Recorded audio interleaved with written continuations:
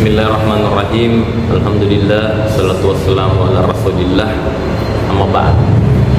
Ibu bapak sekalian, jamaah salat asar yang insyaallah dirahmati Allah Subhanahu wa taala, tentang bagaimana menikmati salat. Kalau kita mau menikmati salat, kita harus tahu betul salat itu apa. Sholat itu menghadap siapa? Kalau misalnya kita ingin menghadap kepada wali kota, itu kan harus persiapan, Pak. Baju harus rapi, kalau perlu pakai parfum, pantofel, bersih, badan bersih. Itu untuk menghadap wali kota. Begitupun menghadap gubernur, apalagi menghadap presiden, penampilan harus rapi betul, bersih betul. Nah, ini kita sholat itu menghadap Allah. Siapa Allah? Tuhan yang menciptakan kita. Dia yang menciptakan, Dia yang menguasai langit dan bumi. Kita menghadap sama Allah. Jadi sholat itu tidak main-main. Makanya kalau mau menikmati sholat, hal yang pertama itu harus persiapkan diri. Jangan pergi sholat dengan keadaan seadanya, pakai baju biasa, pakai baju kaos. Itu Tommy bajunya nak pakai kerja, itu Tommy bajunya nak pakai tidur, itu Tommy nak pakai bajunya masak. Itu lagi yang dipakai sholat. Nauzubillah min sholat. Padahal kita mau menghadap kepada Allah, Pak, yang menciptakan kita. Kenapa berpenampilan seperti itu? Yuk, ubah. Ingin menghadap Allah, datang ke masjid, pakai pakaian terbaik kita. Nah, kemudian Pak, sholat ini apa artinya sholat? Ada yang tahu? Doa. Tapi asal katanya sholat itu hubungan. Jadi kita berhubungan kepada Allah, kita curhat kepada Allah, kita dialog kepada Allah melalui apa? Melalui sholat. Jadi inilah sholat, Pak, fasilitas yang Allah berikan. Ketika kata Allah, kalau kau mau minta kepada aku, mau berdoa kepada aku, dirikan sholat, aqimis sholat. Jadi orang itu, Pak, bukan tidak cukup hanya sekedar mengakui Allah, tapi perlu kita melaksanakan yang namanya sholat. Nah, sholat ini sejarahnya sebelum peristiwa Isra Mi'raj, Nabi itu sudah melaksanakan sholat. Tapi nanti keluar aturan sholat 5 kali sehari semalam itu setelah peristiwa Nabi Isra Mi'raj. Begitu pentingnya sholat ini. Semua ibadah, Pak, itu melalui perantara malaikat Jibril. Melalui perantara malaikat Jibril. Tapi ketika turun perintah sholat, tidak melalui perantara malaikat Jibril. Langsung Nabi dipanggil menghadap kepada Allah Subhanahu wa ta'ala. Jadi luar biasanya sholat ini.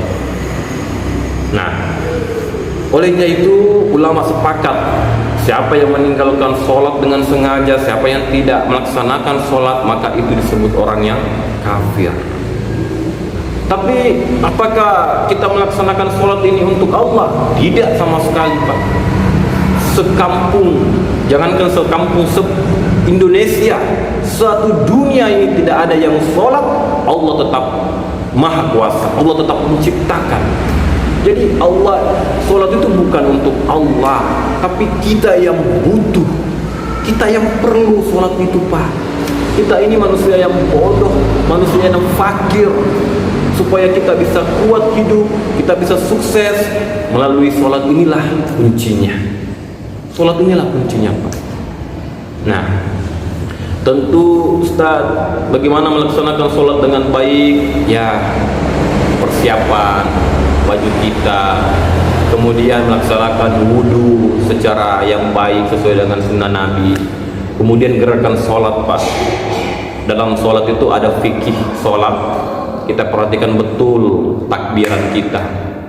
takbiran, kemudian bacaan Al-Fatihah kita, kemudian bagaimana tahiyat kita, kemudian salam kita, kemudian tumanina kita. Jangan sholat tergesa-gesa, jangan Pak. Sholat itu kita nikmati betul, ruku kita, sujud kita nikmati betul, serahkan kepada Allah. Kemudian kita sholat dengan ihsan, artinya bahwasanya kita yakin bahwa ketika sholat kita melihat Allah. Kalau bukan kita melihat Allah, tapi Allah melihat kita, itu namanya ihsan. Jadi sholat itu seperti itu.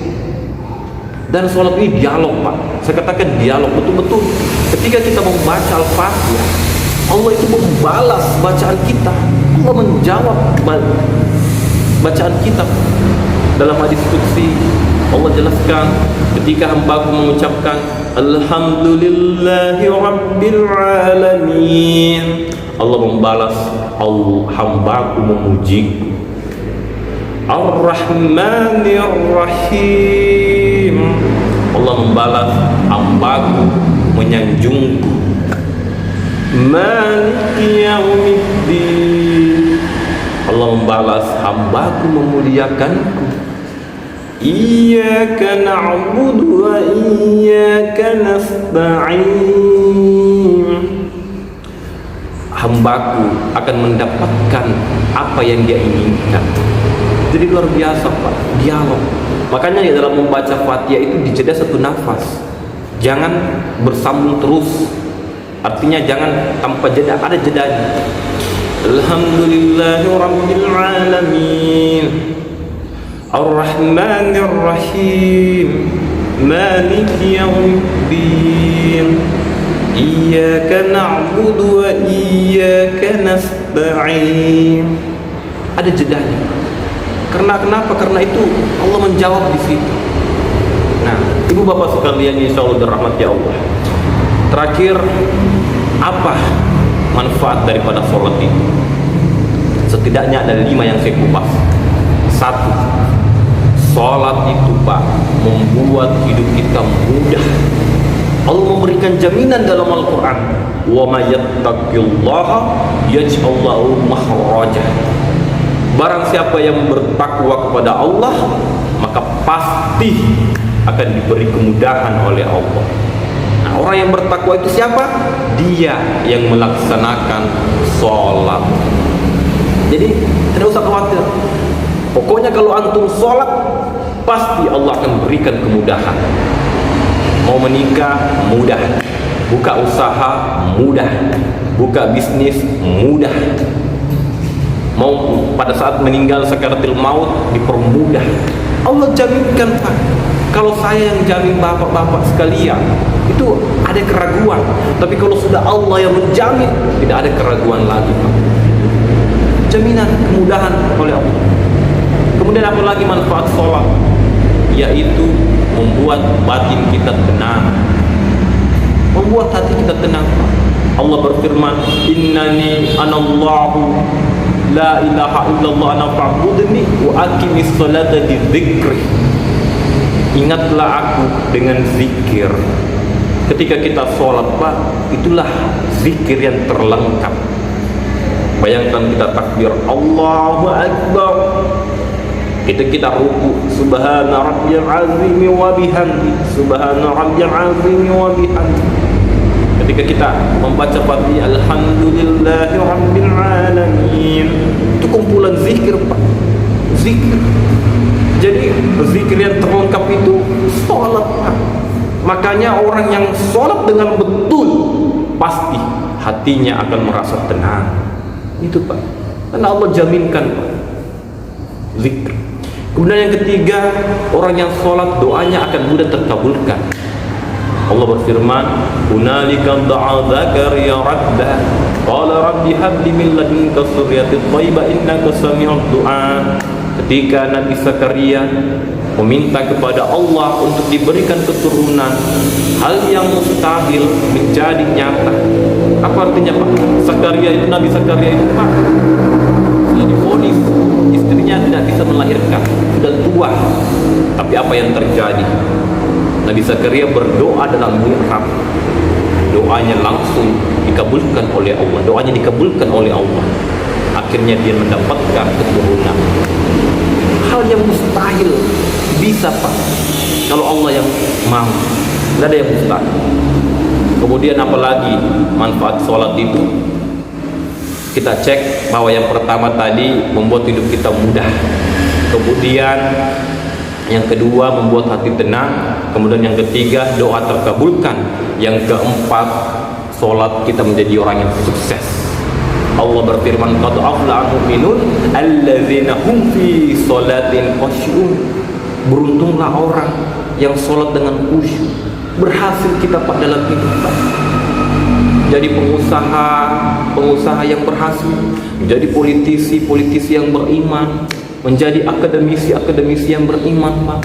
Diberikan contoh bagaimana politisi yang hebat, Amr bin As, orang kaya, pengusaha, Abdurrahman bin Auf, pemimpin, Ali bin Abi Thalib, para mereka bisa berhasil sesuai dengan bidangnya. Mengapa? Karena kuncinya adalah sholat. Jadi sukses dalam hidup dimulai dengan sholat. Dan yang terakhir, inna sholata tanha anil fahsya'i wal munkar. Sholat itu mencegah kita dari perbuatan jelek Pak. Jadi kalau ada orang yang benar sholatnya, tidak mungkin dia melihat sesuatu yang salah. Kalau orang benar sholatnya, tidak mungkin dia berbicara sesuatu yang kotor. Kalau dia benar sholatnya, tidak mungkin dia mengerjakan di tempat-tempat maksiat. Mencegah kita dari perbuatan yang kotor Pak, sholat itu. Masya Allah. Hadirin jamaah sekalian, jamaah sholat asar yang insya Allah dirahmati Allah.